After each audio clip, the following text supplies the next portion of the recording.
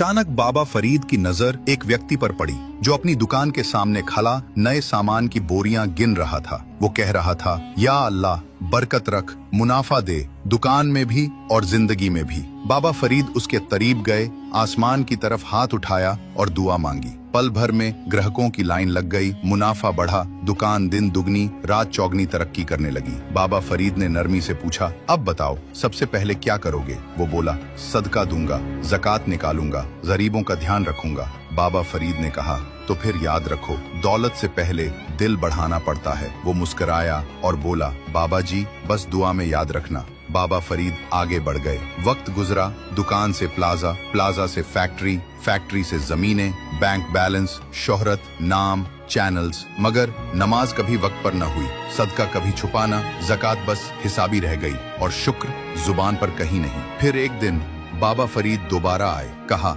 मैं मुसाफिर हूँ, क्या एक दिन के लिए तुम्हारी दुकान के बाहर बैठकर पानी पी सकता हूँ? वो बोला, बाबा जी यहाँ कारोबार चल रहा है, लोग गलत समझेंगे, इमेज खराब होता है। बाबा फरीद ने सुकून से पूछा, मगर तुम तो कहते थे मुनाफा दे, बरकत रख, फिर अब अल्लाह के बंदे से इतना पर्दा क्यों? वो खामोश हो गया। बाबा फरीद मुस्कुराकर बोले, इंसान जब नेमतों में गुम होकर मुनम को भूल जाए तो दौलत रहती है, शुक्र उठ जाता है। ये तो तुम्हारा इम्तिहान था। ये कहकर वो आगे बढ़ गए। कुछ लम्हों बाद दुकान के बोर्ड से एक लाइट बुझी, फिर दूसरी, फिर सन्नाटा, मगर दिल में एक आवाज गूंजी, शुक्र कहाँ गया?